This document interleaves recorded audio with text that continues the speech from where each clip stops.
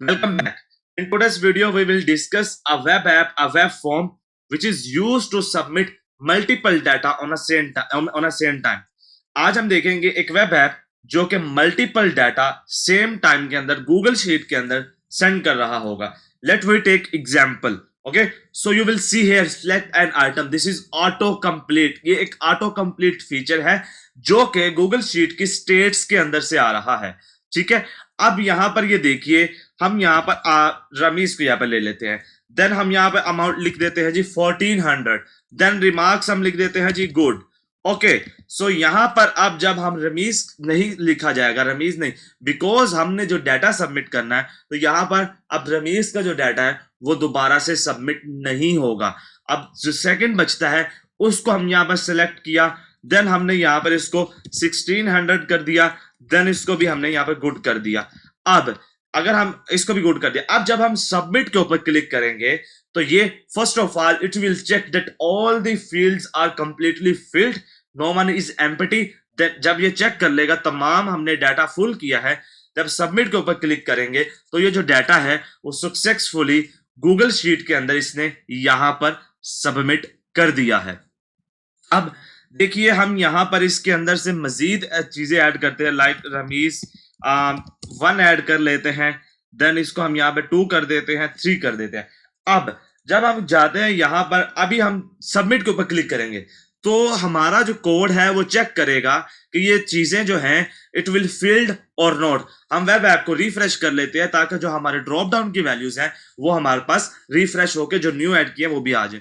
तो अब ये यहां पर हमने सबमिट के ऊपर क्लिक किया, इसने चेक किया कि तमाम डाटा फिल है कि नहीं है. ओके, चेक करने के बाद अब यहां पर हमने 2 लिखा. अब जो 2 के रिलेटेड जो डाटा था वो यहां पे आगे इंटर किया.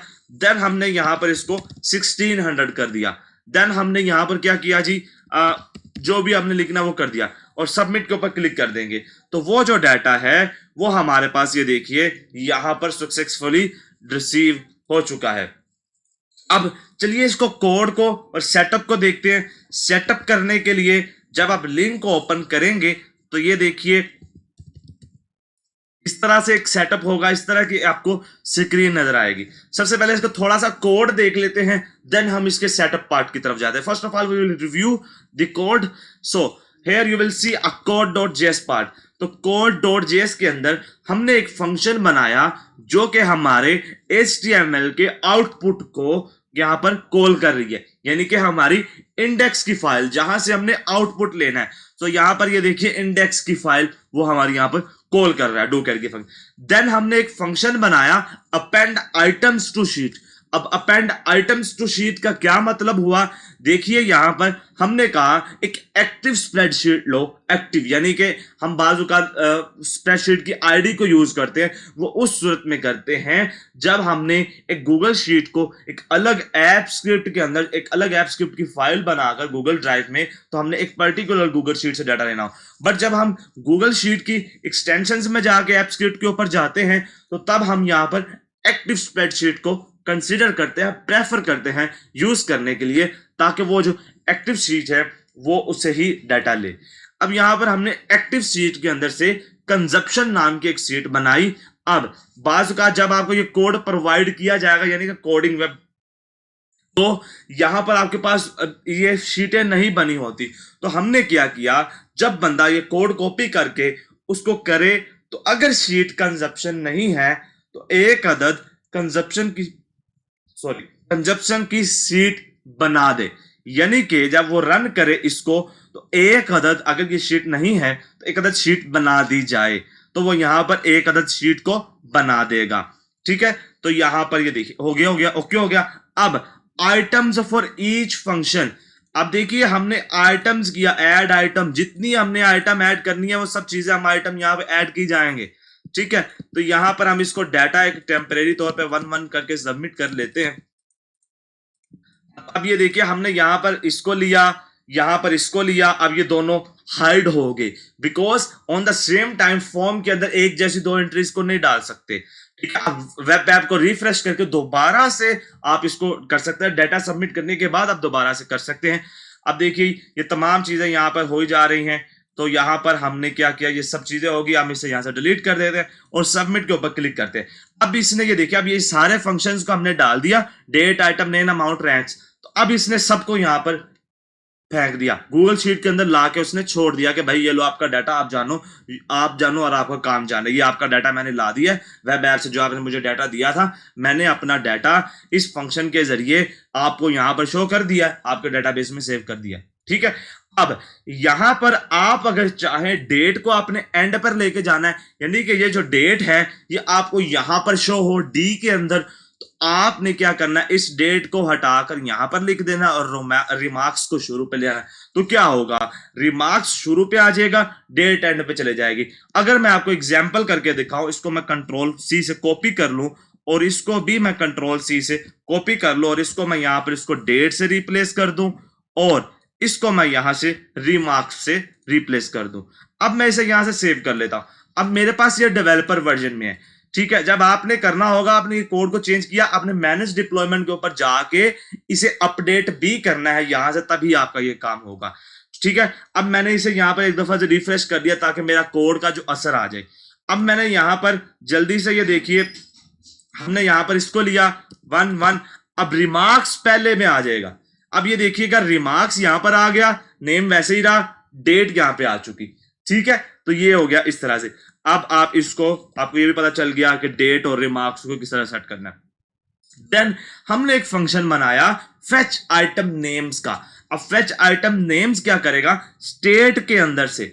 अब स्टेट्स हमने एक अलग शीट बनाई, याद रहे आप इसको यहां पर भी ले सकते हैं, बट हमने क्या किया है, इस वाले वर्जन, इस वाली वेब ऐप के अंदर यहां पर ऑटो कंप्लीट और ड्रॉप डाउन को इंट्रोड्यूस किया है। हमने यहां पर इनपुट टेक्स्ट नहीं डाला। तो अगर आप इनपुट टेक्स्ट है तो आप उसका यहां से भी ले सकते थे, लेकिन अभी भी आप यहां से ले सकते हैं डाटा। तो यहां पर आपने इसको पहले सेट कर दिया, लेकिन इस वाले वर्जन के अंदर वो पॉसिबल नहीं है क्योंकि हमने इनपुट टेक्स्ट नहीं ले रहे। ओके, सो यहां पर आपने अपनी स्टेट्स को ऐड करना है, यानी कि हम यहां पर इसको ड्रॉप डाउन आपने यहां से ऐड करना है, तो ये सभी आपका ड्रॉप डाउन आ जाएगा।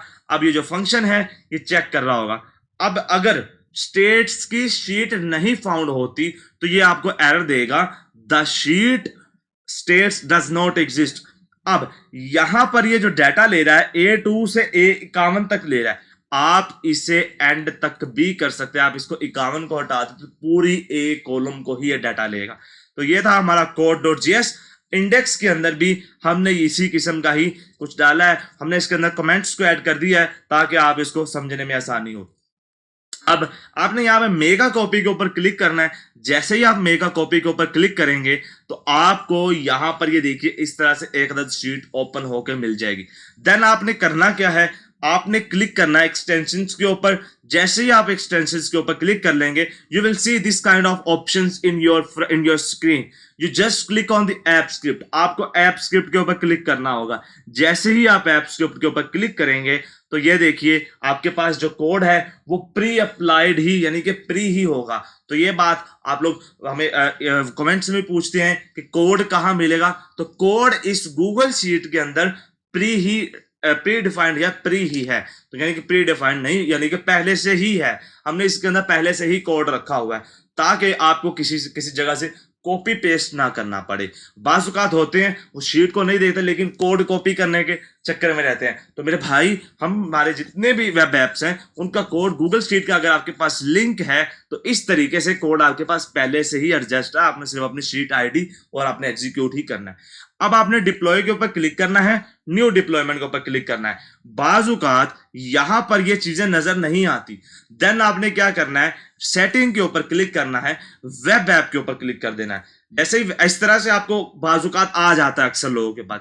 आपने सेटिंग के ऊपर क्लिक किया, वेब ऐप के ऊपर क्लिक किया, यहां से आपने एनीवन रहने देना है, डिप्लॉय के ऊपर क्लिक कर देना है। जैसे ही आप डिप्लॉय के ऊपर क्लिक कर देंगे, it will takes your permission, it will grant your Google Drive permission because it needs your permission to run this web app for accessible to anyone. Okay, तो जी मैं जी इसको एक्सेसिबल बनाना चाहता हूँ, इसको वेब ऐप में बनाना चाहता हूँ, तो मैं जल्दी से इसको अपना एक्सेस दे देता हूँ। अब मैंने एडवांस, अब इसको एक्सेस क्यों दें, ये सेफ है कि नहीं है, क्योंकि ये आपकी गूगल ड्राइव में है, आप यूज कर रहे हैं तो आपको पता है कि आपकी चीजें आपके पास सेफ ही है, तो इस वजह से हम इसे यहां पर कर रहे हैं। मैंने वैसे इररेलेवेंट बात